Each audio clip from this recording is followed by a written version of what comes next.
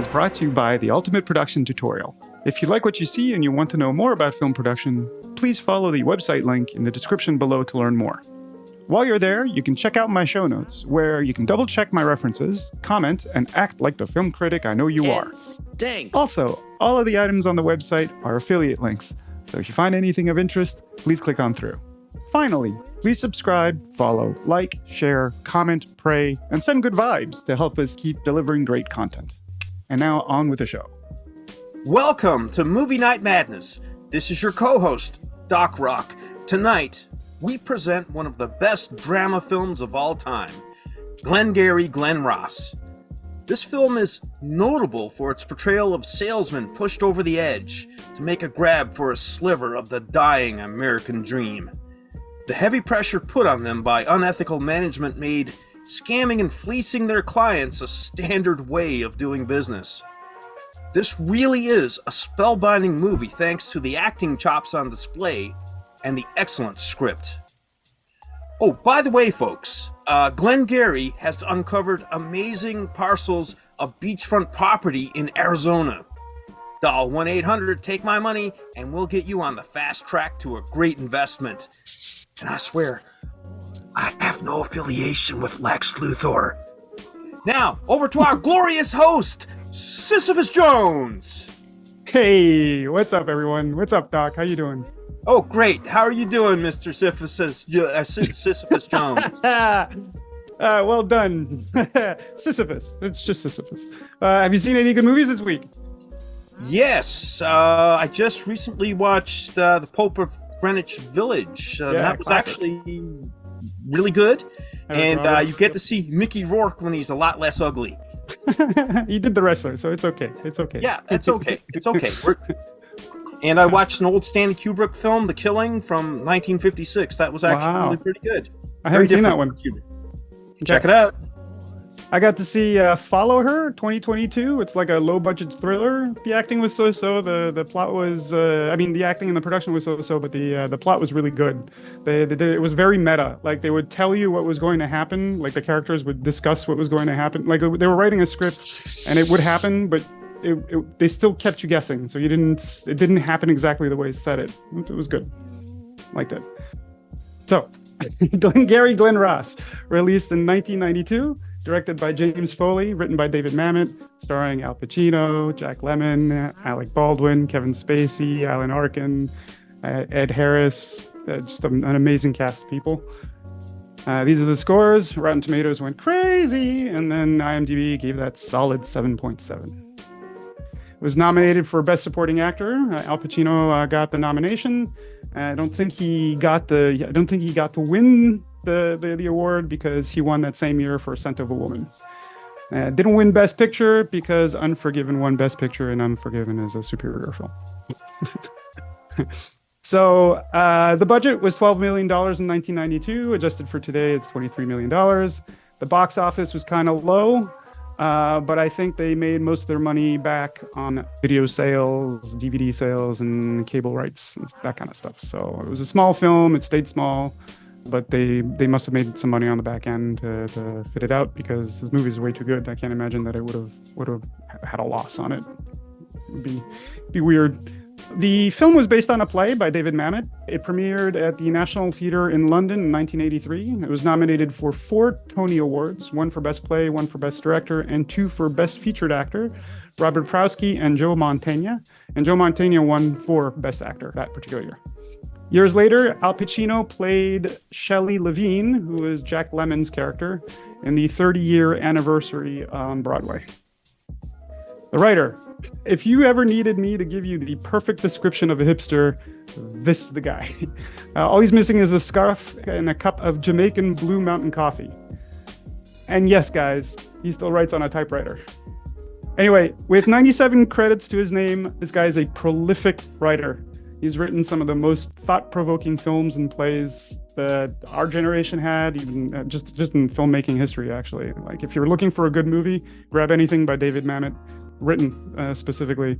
Even the ones he directed, because he's very good. These are the movies that he's done. So like Untouchable, Spanish Prisoner, Wag the Dog. I actually didn't even know that he was on it. We covered the film, and I'd forgotten that he was a writer on it. Yeah, American fantastic script on that film. That was amazing. Yeah, absolutely. David Mamet is copied by a lot of writers because he's such a prolific and important writer. He's got his own writing style that they've dubbed Mamet speak. His characters always speak in a quick, rapid-fire succession kind of thing, frequently cutting each other off, finishing each other's sentences, and repeating themselves whilst the other characters speak. Most notably, every word that the character speaks or doesn't speak is actually scripted, including the stammers, the pauses, the repeated words, the half utterances, etc. And ad-libbing or improvisation is never permitted. You got that, Doc? You don't ad-lib or improvise anything that Mamet writes. Well, I ain't going in his production. In fact, when Mamet directs, he asks the actors to dumb it down, let the script do all the work, often leading to very flat performances, which is very evident in movies that he's directed. Like The Spanish Prisoner, which is an excellent con movie. It's unbelievably good, but as a director, I don't think he's very good. I think he's so-so. His plots are super interesting. Fortunately for us, this movie was not directed by David Mamet. It was directed by David Foley. David Foley's a Kids in the Hall kid. It was directed by James Foley. These movies are known, and these are some of the movies he's known for. James was born in Brooklyn. He got a master's of fine arts in film study and production at the University of South California.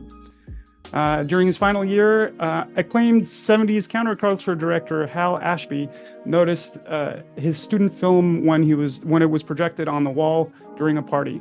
He urged him to write something for his newly formed production company. Unfortunately, that company went broke before Foley was able to finish writing, but the Ashby stamp of approval was enough to start his career, where he was able to direct his first gig on the very low-budget 1984 teen drama, Reckless. He's had a very uneven level of success in his career, though Glenngary, Glen Ross, and the movie Confidence were excellent films. He did get nominated for 3 Raspberry Awards as the worst director. Yeah. These are the films, Who's That Girl, and the 2 sequels to 50 Shades of Grey. Even though the box office numbers did 5 to 6 times better than the budgets, there's still all recognized as bad movies or guilty pleasures. One of the two. I kind of like Who's That Girl? From what I remember, I was young. I was 12 or something. Let's just hope Madonna doesn't try to revive his career. Well, what happened to that girl, right? Who was that girl? Who was that girl? Here's James Foley on the production in his own words. He pretty much said everything I was going to say anyway, so it's kind of fun. The volume is really long. Foley, as director of Glenngary, Glen Ross, I congratulate you very, very much. Thank you. It's a wonderful motion picture. I think every performance in there is award worthy. I don't know when I've seen a group of actors where I thought everybody was absolutely terrific. So. Nice of you to say. I hope so. Did you really have to work a lot with each individual actor, or once you got them together, did they just kind of know? Well, a little bit of both. I mean, the most important experience I had in this film was that we spent 3 weeks in a rehearsal space in New York, just starting out by just reading the thing again and again and again and talking about what's going on and the sort of what I call the bread and butter things. What time of day is it? How long have you guys been working in this office? How long have you known each other? And then we broke it down into scenes where actors that had scenes with each other, we would just work the actors and myself alone. And then we broke it down finally to myself and each individual actor, and really just talking about filling in the gaps in terms of these guys' emotional life, and did they have wives and kids, because so much of it is not mentioned, but I think it's very important to have that reality clearly defined so that the actor knows it in his own head, because that communicates to the audience. Was it difficult to get this picture made? Because in the industry, this could be seen as a hard sell. I mean, there's no action, there's no romance. So was it difficult to get it made? Yeah, I mean, I only know that because I was aware since I was in film school, I would read about announcements of this film being made in different incarnations, different directors, different actors, and it never seemed to get out of the starting gate. But in this particular case, when I got involved, I had known Al Pacino personally for some years, and we had spoken about doing a movie together. And when this came up, I knew that he was a Mamet fan, having done American Buffalo on stage. And I went to him and said, do you want to do this? And he said yes. And from that moment on, it was really quite easy, because it was made for a pretty modest budget, and the actors all worked for much less than their normal salaries. So once Al committed, it really became quite smooth sailing. The only difference that I'm aware of, or only major difference from the play, is the Alec Baldwin character. Now, who decided to put his character in? That was totally David Mamet's own doing. He wrote the script totally on his own shortly after the play was produced on Broadway several years ago, and with no input from anybody, which is perhaps the best way for a writer like that to write. And he invented this character, and it really, I think, goes a long way to help give shape in what I call the ticking clock phenomena in a movie, because he comes in early in the movie and says either you guys go out and sell X amount of dollars worth of land, or else you're going to be fired. And so he really sets in motion all the mechanics that the plot turns on. And why did Mamet think that the movie needed that character when the play didn't? Well, that's a good question. I never really asked him that, but my own feeling is that from just reading the screenplay as a piece of writing, even if it had never been filmed, I think it is an improvement on the original play, because it's almost as if he did one more draft of his play, and in so doing discovered certain things that he could make better, including, I think, the what he did in breaking down many of the monologues that were in the original play and deconstructed them more into dialogue between and among the characters, which by definition is going to create more of an emotional feeling between the guys and with the audience. And so by the end of the movie, or really the end of reading the script for the first time, I remember feeling a much greater emotional experience than I did when I saw it on Broadway, where I liked it, but I felt it was more of an intellectual experience, sort of from the neck up. And the screenplay, I think, is really a better piece of writing. Was this a project that was shopped around to all the studios? It may have been prior to my involvement, but once I got involved, the producers had already set up a situation with New Line and with some foreign financing and cable and cassette and all that stuff. And so it really was all in motion and just needed certain ingredients plugged in to give it a green light, which was, an actor and a director. And so when Al and myself said yes, then it really sort of went much faster and smoother than any movie I've been involved with. There was no pressure then to interject romance or interject action or, those so-called saleable things. Yeah, no. I think one of the great things about working with a piece of material that had been so praised in its play form and gotten Pulitzer and been very successful on Broadway is that nobody even dared suggest any of those things, because they realized that this thing was kind of revered, and so I got none of those pressures, and if anybody even thought it, they didn't say it out loud to me. Jamie. Financing. Mamet wanted $1 million for his screenplay, so $500 for the rights to the play, and then $500,000 for the adaptation to the play. The producers were planning to finance the movie, cutting a deal with major cable companies, but no major cable company was interested in financing it because the subject matter and the abrasive language. It ultimately was financed by multiple small cable companies, video companies, a German television station, an Australian movie theater chain, several banks, and then New Line Cinema came in and gave the brunt of the rest of the cash for it. The largest single cost for the movie was the rain effects through the first half of the film. Rain effects are always sort of like amazing because you think the rain is real because they make it look really real sometimes, but all they are is just a hose with a sprinkler at the end thrown from a very, very high spot. So you can make it yourself if you're creative enough to do it. Quick shout out to the director of photography, Juan Ruiz Anquia. The camera work is absolutely exquisite for a small film like this. They keep an eye out for the framing and the use of movement. You'll see it right from the first couple of shots in the telephone booths between the two first characters. There's none of that is necessary to make the scene good. It just makes it better. He really is capable of putting you inside the scene with them. He relied on low lighting techniques and chiaroscuro shadows. So like one side of the face is very well lit and the other one has all these like crazy shadows. And he split the movie in two. The first half had a color scheme of blue, greens, and reds. And the second half, he had a gray, more monochromatic kind of look. I was going to do a couple of slides on the actors, but I found Jack Lemmon saying more than I could. What can I say? I really like Jack Lemmon. He's like everybody's favorite grandfather. And then I fell in love with acting. It must have been a fun as an actor to be with these other really Olympic level athlete actors in a film like Glenngary. Oh, best cast I ever worked with. And that's It quite really a statement is in flat yourself, out. isn't it? I'm you know, that's a rather rash statement with some of the people I've worked with, but it is true. It's the best all-round cast I have ever worked with. I just cannot imagine, now that it's all over and done with, and I've seen the film several times, I can't see any other actor in the world in any of the other parts. That's my feeling. You know, I wouldn't want to do it with anybody else. It's quite, it's quite a performance, and I'm sure it'll be recognized as such because it's just great for the audience. Thank you. How do you want to be remembered when it's all over with, and what do you want them to say about Jack Lemmon? Well, hopefully that he was an actor that could be remembered. My main concern, as it is probably with most people, is not awards or this and that. It's the body of the work.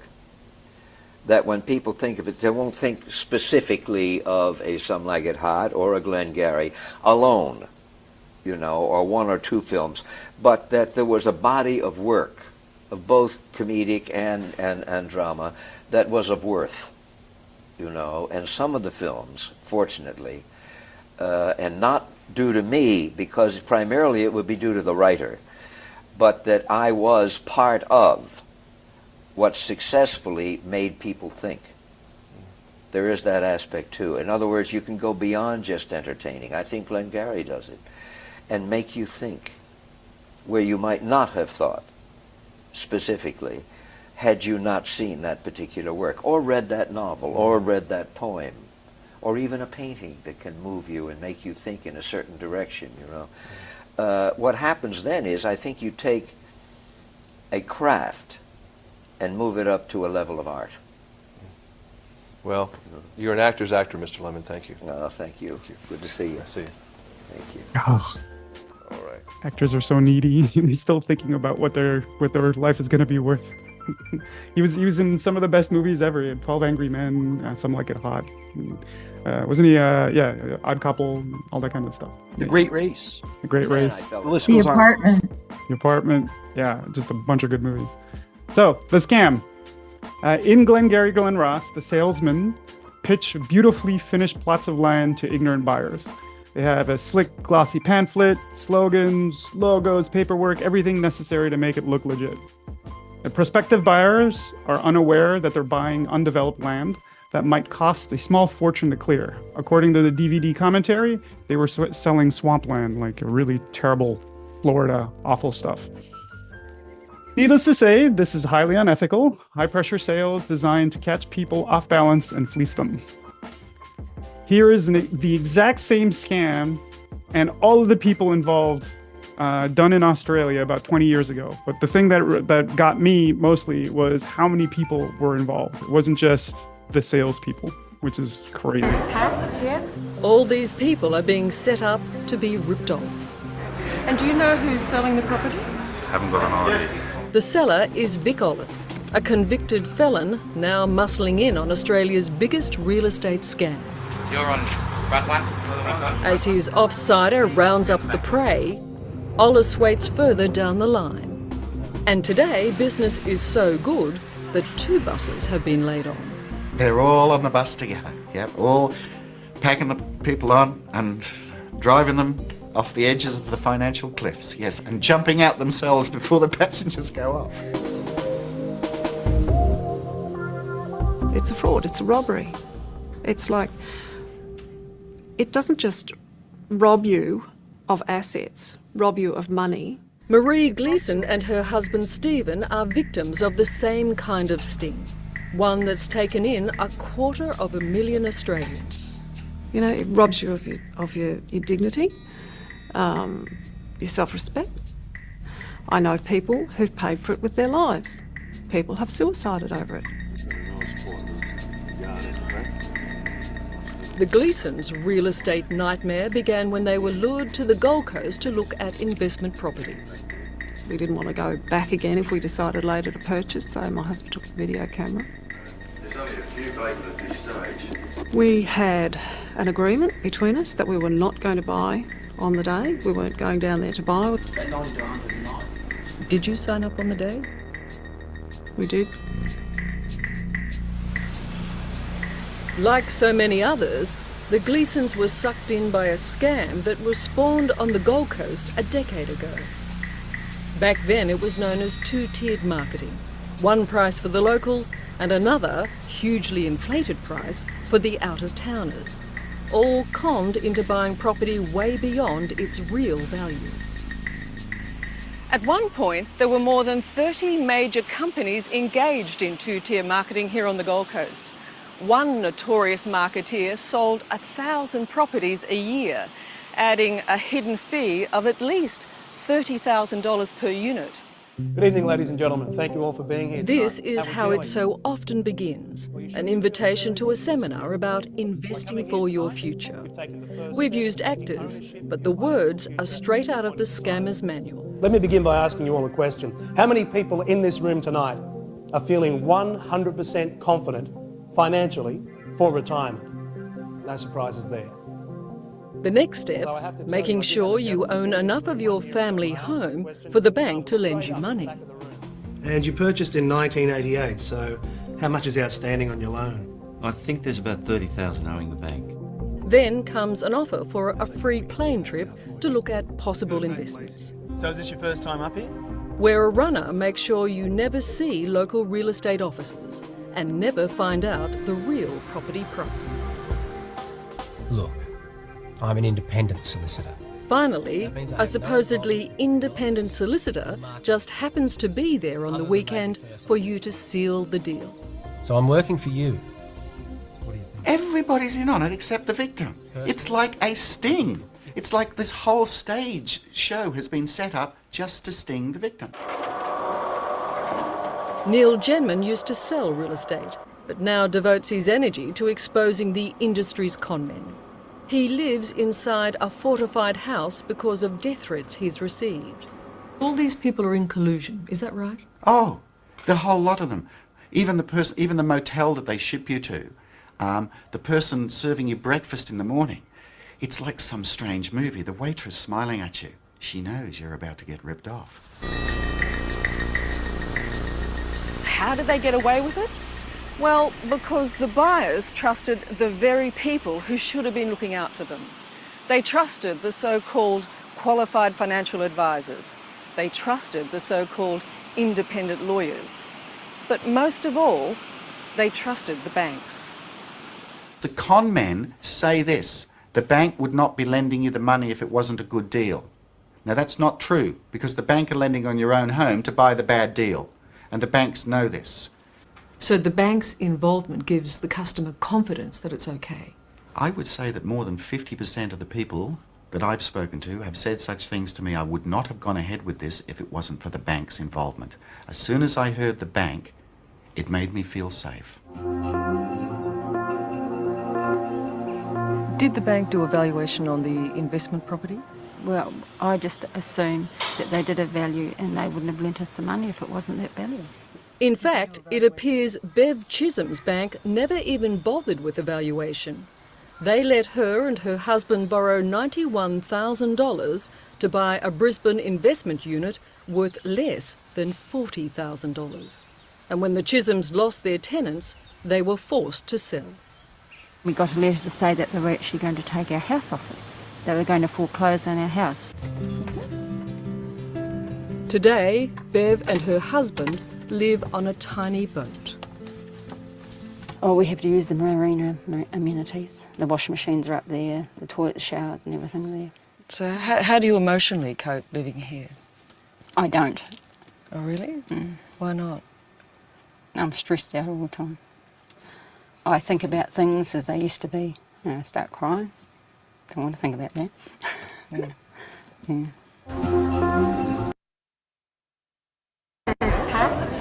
All these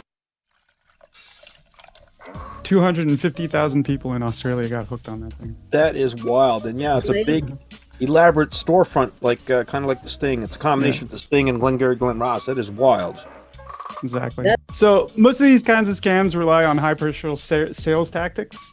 In a world of income-based commissions, and the high pressure put on salesmen to meet their targets is pretty intense. So the pressure that you're going to see in the salesmen in Glenngary, Glen Ross is very, very real. In 2017, the Canadian Broadcasting Company did a story about banks and their high-pressure sales tactics. They received over 1,000 emails, many of which were calling for a parliamentary inquiry on the top 5 Canadian banks and the pressures to hit targets that were monitored weekly, daily, and in some cases hourly. Could you imagine being monitored hourly, Doc? Oh my God. That level of micromanagement would drive me nuts. Would drive me I had a fucking taste crazy. of that at the source in the last year. That was not good. I'll be reading just some of the emails, but I'll be linking the article on the website. The article is really super interesting. A teller at the Royal Bank of Canada branch said that even when customers don't need or want anything, we just upgrade their Visa cards, increase their Visa limits, open up a credit line. It's not about what's important to our clients anymore. The bank wants more money. So it's leading everybody into a cycle of debt. A financial service manager from Bank of Montreal said if you weren't selling, you weren't worth having around. His manager once told him not to tell his clients who wanted to invest more than $40,000 in the markets that the markets were down, because putting their money into a safe, guaranteed investment certificate would earn the branch much less than the revenue from a sales of like selling some stocks. So they were like, nope, sell them some stuff. He was also told to attach high interest rates on mortgages and credit lines, and not tell the clients that those interest rates were negotiable. He was pressured to lie and cheat their customers. A lot of the emails complained about sales goals whiteboards placed in very public places, listing which financial advisors were meeting their sales targets and which ones were coming up short. That sort of makes it a very sort of like abrasive environment to work in. And as last one, a CIBC financial advisor said the worst part of her job was having young families coming to the office who agreed to remortgage their homes because of the debt that they had. And the banks told them that they were helping them, but essentially what they were doing was extending more credit so that the vicious cycle would continue, and in turn, the bank would make a sale. So there's a whole lot of stuff left out of this presentation. Please go to the website and see what we left out, and check out some of the other movies that we covered. So it's kind of fun. If you like what you see and you want to know more about film production, please follow the website link in the description below to learn more. While you're there, you can check out my show notes, where you can double check my references, comment, and act like the film critic I know you are. Thanks. Also, all of the items on the website are affiliate links, so if you find anything of interest, please click on through. Finally, please subscribe, follow, like, share, comment, pray, and send good vibes to help us keep delivering great content.